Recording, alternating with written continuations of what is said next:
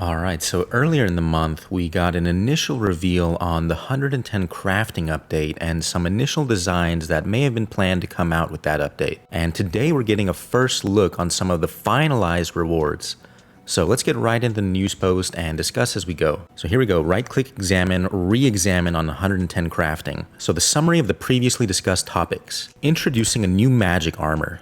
Plant new seeds with farming and harvest produce to create the cloth, and then try out a snazzy new armor crafting method. You even helped us decide which armor will feature in this update. Masterwork Magic Armor. You let us know which type of ingredients should be used and if it should be tank or power armor. Exquisite Urns. A new tier of urns made from a fancy new high-level porcelain clay only found at Everlight. And lastly, Platinum Jewelry. Made from a new high-level platinum ore featuring a brand new form of jewelry with the platinum anklet. So that's the recap of what we talked about last time. Let's get into today's news post. So hello again everyone, I'm Mod Breezy and I'm back with today's right-click re-examine to give you an update on how the team has been developing 110 crafting. We had quite a few bits and bobs we wanted your feedback and suggestions on in the March RCE, so let's get right into it. Woven by the Stars. In the first right-click examine, we asked for your input on which armor theme you'd most like us to develop further and feature as the craftable magic armor for this update. We were really pleased to see so much love for all of the armor concepts, and there were some very close winners. The most voted for concept was Ancestral Robes.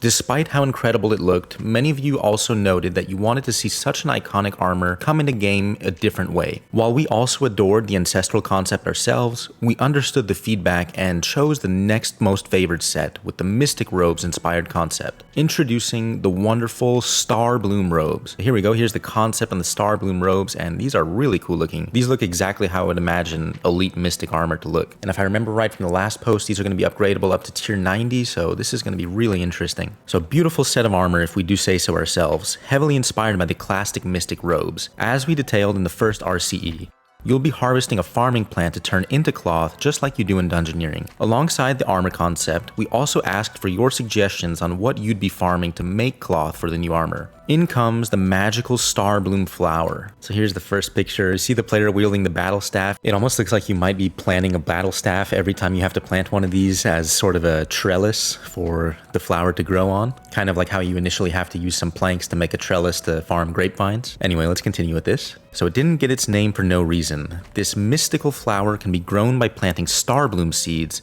which originate from the Star Sprite home planet and made their way to Gielinor by hitching a ride on shooting stars. Starbloom seeds can be obtained from thieving NPCs such as master farmers, dwarf traders, and creatures such as Vileblooms and the Calphite King, and of course a chance to be obtained from shooting stars. On the Star Sprite's home planet, these flowers get plenty of the moonlight and magic they need, but on Gielinor they need a little bit of help. Bring along a battle staff to plant these seeds and let them sprout their magic and beauty, all to be harvested and turned into a gorgeous set of magic armor. P.S. We'll be releasing these seeds into the game ahead of the 110 crafting release to allow you to stock up on supplies before update day. Look out for a news post 1 to 2 weeks before 110 crafting releases for more info. So that's going to be good to get a little stockpile ahead of time. I'll definitely be looking out for that early on my Iron Man. Next section, we got Tailored to Fit. So next up from the initial RCE was a new armor crafting training method that'll be used to create Starbloom robes and train those crafting levels. This new crafting method allows you to upgrade Starbloom robes as you would in smithing or fletching, and the option to part ways with it for increased XP with an adornment stage. To recap the original design, a Starbloom seed can be planted, then picked to obtain Starbloom flowers. Starbloom flowers can then be spun at a spinning wheel to create Starbloom thread. Starbloom thread can then be processed at a loom to be turned into Starbloom cloth. Use Starbloom cloth to create in-progress armor pieces at the drafting table until it has reached 20% progress. Move on to a tailor's dummy to continue with the remaining 80% and complete the armor piece. During crafting, there was a chance to make mistakes. Making enough mistakes requires you to go to a repairs table or otherwise continue to progress at a slower pace. Regular crafting thread would be used throughout the crafting process. At max upgrade, the armor could then be adorned at the crafting guild for a bigger chunk of XP, losing the armor pieces in the process. So here's a little first look at the sewing room. I imagine we'll be getting one of these rooms built in the fort at Fort Forinthry. If not, surely this will be at the crafting guild as well. So there was a lot of love for the proposed design, but one thing that stuck out the most in your feedback was how mistakes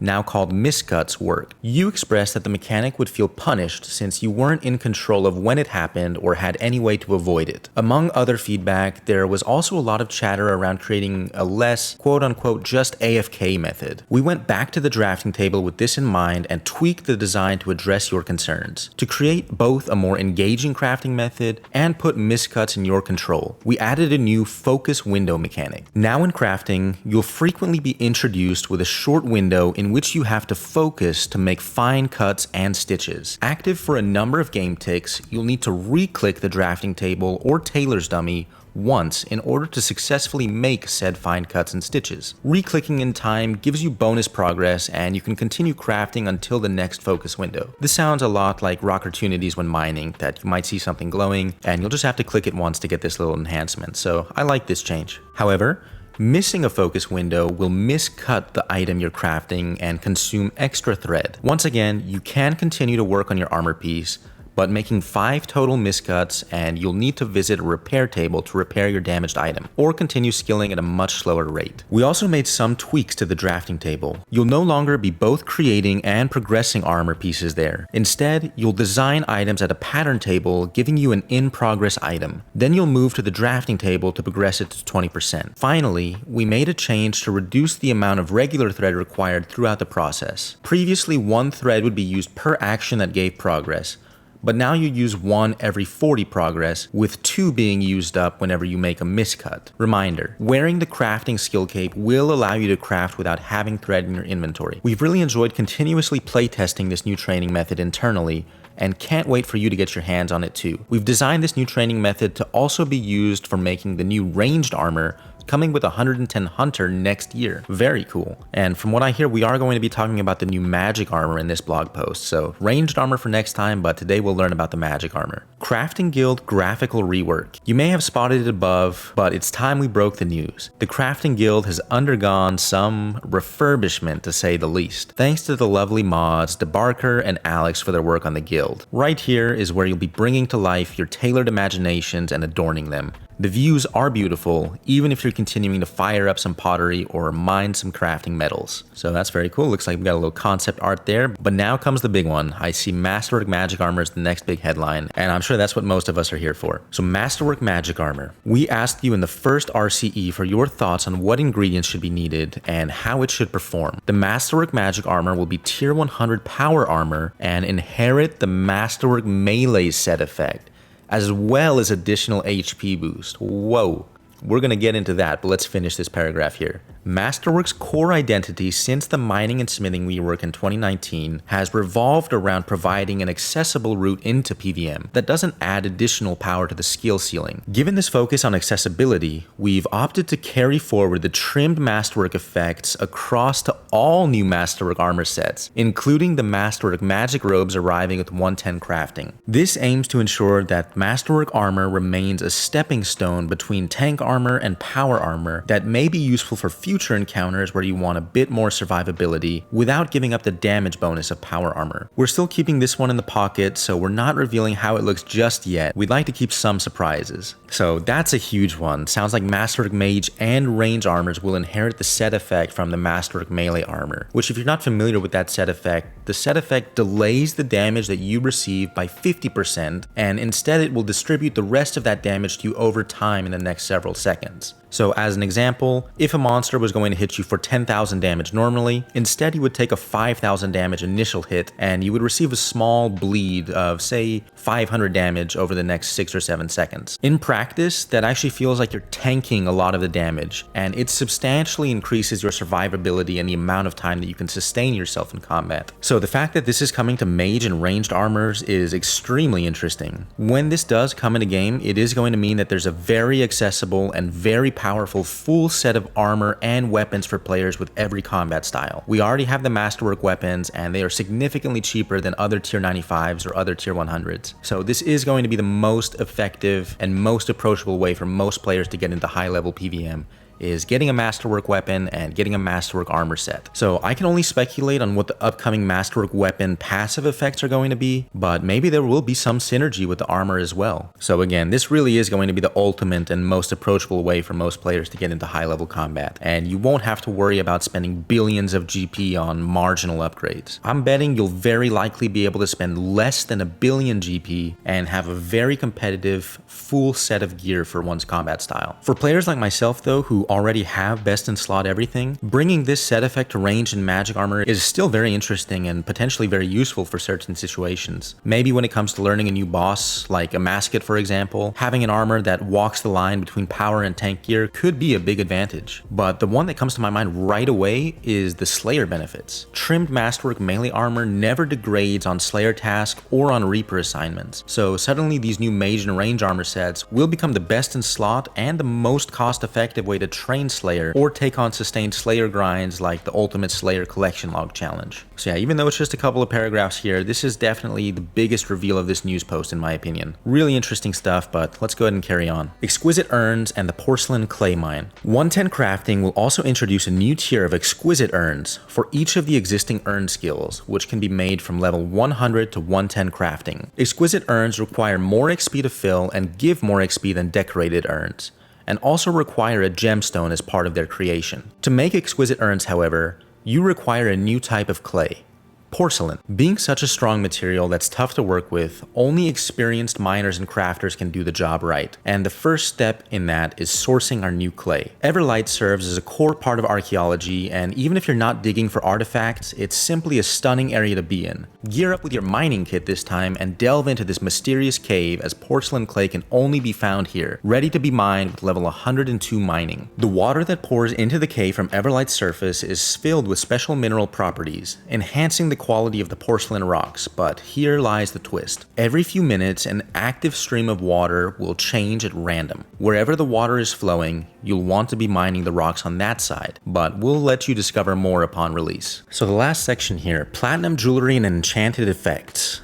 Platinum can be mined at level 104 mining and can be found south of the Piscatorus fishing colony and north of the ruins of Uzer in the Caridian Desert. Smelting the ore into bars will allow you to create some wonderful pieces from a new range of platinum jewelry, including a new addition in the form of an anklet, which is worn in the boot slot. Platinum jewelry will require dragonstone gems during creation. Enchanted platinum jewelry acts much like gold and silver enchanted jewelry, where the effects benefit various bits of content, some more niche than others. We asked you for your suggestions for enchanted effects in the first RCE, and you gave us plenty of cool ideas. Below are the selected effects. Let us know what you think. First off, we got the Platinum Ring, which will be enchanted and become the Ring of Retribution. The effect provides a plus 24 bonus to all combat styles, provides recoil, 15% of damage taken is dealt to the attacker, provides plus 12.5% damage to reflect damage. So that includes things like armor spikes, the reflect ability, and the death touch bracelet. That could be really powerful somewhere like Nikatra or the Archglacier, where you are using reflect as a significant portion of your damage. This also sounds like it could be a really useful mid-game item, kind of like an old school. I believe the combat bracelet is a very cheap, versatile combat item that a lot of players are recommended to grab early, so this might be something like that. Next up, we have the Platinum Necklace, which will become the Sunburst Necklace. The effect is to immediately skip one growth stage when planting a seed. To be honest, this really doesn't sound all that useful. When it comes to most farming, like your herb runs, you're already kind of time locked by your aura. I believe the aura cooldown is an hour 20 minutes, and most of the time you want to wait that out anyway. So having your herbs grow 20 minutes faster isn't going to make a big difference. Maybe this is something that becomes more useful when it comes to the Star Bloom seeds. Not sure how long those are going to take to grow. As of right now, this one sounds completely underwhelming. Next up, we have the Platinum Bracelet.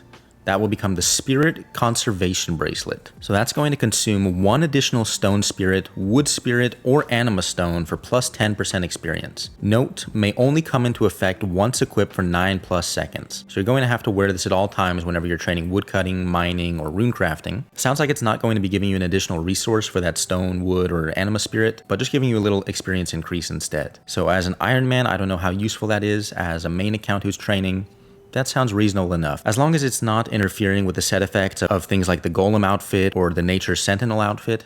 This does sound reasonably nice. Next up, we have the Platinum Amulet. That will become the Amulet of the Expert, and that's going to provide 10% extra progress when burial smithing, martial fletching, Rune Crafting Ascending, which I believe is whenever you're taking the staff or the wand and orb to the altars and charging those up, and Crafting Adorning. So if you're doing any of these activities, sounds like it's going to increase your XP an hour, so that's definitely very useful. And lastly, we have the Platinum Anklet, which is going to become the Delver's Anklet. This is going to provide a plus 50% reduction to run energy and provide teleports to various dungeons. So you have the 3rd level of the Polypore dungeon, the Brimhaven dungeon, and the Fremennik Slayer dungeon. So those are really great teleports for clue scrollers for sure. Maybe it's slightly disappointing that they relegated the anklet to be the teleport item. I think maybe one of the other jewelry slots could have been better, like maybe this platinum necklace, which sounds a little bit underwhelming in my opinion. And I'm only saying that because of the way they talked about the anklet in the initial post. It made it sound like they may have originally had a broader design idea behind it. So still, it's going to be a really good item, obviously, just slightly underwhelming considering how they originally pitched the brand new anklet slot. And there you have it. That's the first look at some of the rewards coming with 110 crafting. Let me know in the comments what you think about the new Masterwork armor and the new jewelry effects. Are you going to be getting the armor on release? I know I definitely will, and I'll be making a testing video on it as well. So if that's interesting to you or you found this video informative, be sure to subscribe to my channel. Thanks for watching and see you next time.